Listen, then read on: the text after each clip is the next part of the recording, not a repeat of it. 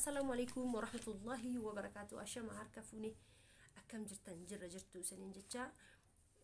نموتن الدنيا كان رجتن وندي كسنو نجني كي كان جرلا كان كبجة بكجتن سنين هجاو جتة وروتن أفان كي يدقيتن وندك سنيفو نجني كي بكجتن تلاقي وانش هي جار وان به سنة هجاو سنين جتة ويا هردا فيديو هردا في سني كبر في أكو مثلا أرجع جتة متن سرتي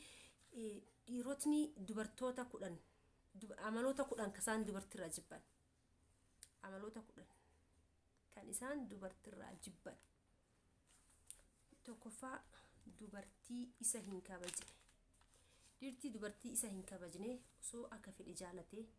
وسو حاجة في السيد وأسيج أبسيك أجدني جبون إسها كما هنافني مالي جنانين ديرتي كبجا جالتي والأنتم ما جالتي والأنتم يروسن إنجلو نما أجرتي أبا مناكيا صاحبكيا جدي إنسان كبجي أجرتي جتشجاري gochagaari itti mul'isu barbaadanii kanaafu kabaja akka gootanii fil isinitti maa gamanani kan itti aanu inni lammafaadha dubartii maatii isaa hin kabajne hin jaalatu dhirre yoo duraan si jaalatee si kabajee agartee abbaa fedhe wali akka silaalu taate ati maatii isaa yookaan haadha isaa obboleettii isaa yookaan abbaa isaa yookaan firoottan isaa ati ka hin jaalanne taate kabaja siif qabu jaalala siif qabu hunda sirraa qannafataa deema kanaafu wal kabaja wal jaalala waliin jiradha sanin jedha abbaa mana keessaa ta'u friendii keessaa ta'u sinin jedha gamanumaani kanatti aansuudhaan kan sadaffaadha saahibbootan isaa nama hin jaalanne yookaan hin kabajne saahibbootan isaa yoo sanin jedhu fakkeenyaaf amma dhirti saahiba qabdi saahiba isaa kana yoo ati agartee ka duraan ilaalcha gaariin isa kalaaltu yeroo inni alaagaluu seera isa kasimattu taate yeroo guyyaa namni saahiba isaa inni qabatee mana dhufaati fuulatti jijjiirattee yookaan jechan taanti dubbattee sirraa rifataa jaalala siif qabu sirraa qannasaa jibba jittuu keessanii baay'ataa deema jechaadha kanaafuu irraa of eeggadha kabajaa fi jaaladhaa fi saahibbootan isaatti illee waan inni jaallatu mara waliin jaaladhu jechuu osoo hin taane badiillee taate waliin jaaladhu osoo hin taane wanta inni agartee saahibbootan isaa tanaa mikinyaata malee nama hin jaalatu saahiba badaa ta'e inni hin jaalatu yoo inni nama gaarii tahee amala gaarii rabbeeyte waan inni jaalatu mara waliin jaaladhu dirqama keeti dubartiin takka jechaadha akkasii papa katti aanu sadaffaa ammoo afraffaan ammootiin iyyuu dubartii oduu guddattu jibbiti dhirti dhugaa sanitti hima dubartoota oduu guddattu gise sanin jedhu tawaan silaa haasaa hamuun hin qabne mara haasoftu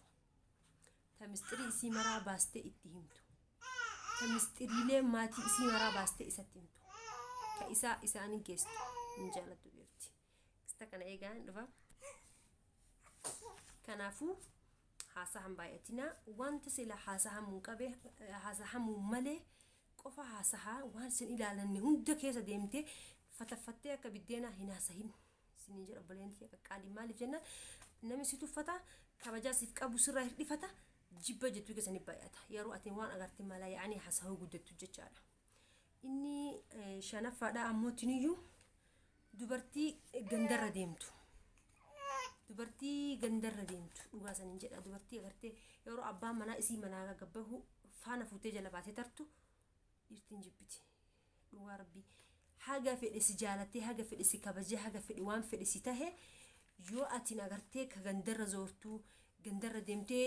agartee asiif achi maraa ooltu taate si jibba jechaadha abbaan manaa kan kee yookaan saahibi keetii haa ta'u jechaadha kanaafuu gandarra deemuurraallee of eeggadhaa if qusadhaa sinin jedhu obboleettii akka qaalii inni jahaffaadha dubartii akkuma turee afraffara jedha dubartii waa kijiba guddattu dhirtiin jibbiti dhirtii dubartii kijibduun jibbiti maaliif jibbiti tokkoffaa dhiira wanta fedheyyuu haa ta'u itti kijibuun qabdan dhiira mitiyyuu abbuma fedheyyuu haa ta'u haadhatee haa ta'u abbaa kee haa ta'u obboleessa kee haa ta'u obboleettii haa ta'u namni kamiyyuu kijiban jibba keessattuu ammoo dhirti dubartii daran jibbiti jechaadha kijiba maaliif inni tokkoffaadha kijibni jiruu tantee balleessaa kijibni akkaatiin agartee ilaalcha gaarii namni siin qabaanne si hoosisa kijibni bultii namaa diigaa kijibni saahibummaa namaa diigaa kijibni waan baay'ee haganan jedhamne balleessaa jecha jiruu tantee keessatti of eeggadhu kijibuun duratti tokkoffaa kijiba jennu kijiba akkamiiti kijiba fakkeenyaaf yeroo amma namni bultii keessaa ta'u saahibummaa keessa waliin jirtanitti wantoota jiruu isaa yookaan agartee osoo isaa walitti hin dabalamin dura dabarsite gaarii haa ta'u hamaa haa ta'u wanta himamuu qabu wanti inni silaa beekuu qabu itti himuu qabda dirqama. Wanti ammoo isa hin laalanne fataffattee ittiin himin. Waan inni ammoo tuni jiru kan kee duraa keessatti inni beekuu qabu jiraatte itti himi. Akkasanii jedha ammoo hin kijibira dhugaa itti hima dhugaa dubbadhaa ishee. Inni torbaffaadha dubartii jaalallee yookaan jaalala keessa yeroo jirtan jaalallee yookaan jaalala jechuun kiyya yeroo jaalala keessa jirtan waa'ee jaalalaa dhiistanii istoorii garagaraa dhahu. Fakkeenyaaf barabaluun kun akkas ta'e kana ta'e jedhina hin jaalatan dhiirtiin jaalattuun fakkeessiti malee ayyee hin haasa'ina waan akkasiisan. 8ffaan oduu. 9ffaan ammoo tiniyyuu mee gammata waan akkamii jibbiti dhiirti. Dubartii yeroo tamiyyuu bareeddu feeti dhiirti. Dubartii ifgattu hin jaalattu dhiirti. Maa atin yoo feete agartee waan feeten ta'in yoo duraan isaan amala gaariin bareeddu uffattuu dibattuu si beekanii atin guyyaa keessa amala san jijjiirattee dhufte shure agartee akka tattaane ta'aa dhufte si jibbaa deemtaguma dursi jaalattiyyuu jechaadha. Kanaafuu feeggadha bultii keessatti illee saahibummaa keessatti illee wanta hin tattaane amala hin tattaane illee irraa of eeggadha dhageettanii. Akkasuma inni 10ffaa ammoo tiniyyuu dubartoota kan beektu ajaja isaan fudhanne dubartoota ajaja isaan fudhan ittiin jibbiti. Fakkeenyaaf amma yeroo ajaja isaa yoo san hin jedhu wanta inni sila ajaja isaa keessaa wanta silaa fudhatamuu qabu fudhatta wanta silaa fudhatamuu hin qabne atummaan mataa keetti fitti himtee dhiisuu dandeetta. Garuu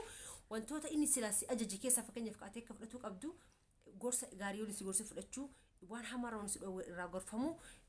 badiiwwan garagaraa agartee yoonni sirratti argee wanni kun dansaa miti dhiisin jedhe dhiisuu qabda dirqama. Garuu wantootan atin agartee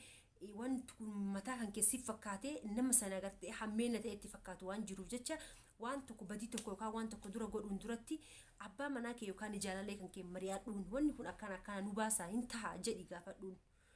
dhageettee saniifuu. Namni yeroo agartee wantoota garagaraa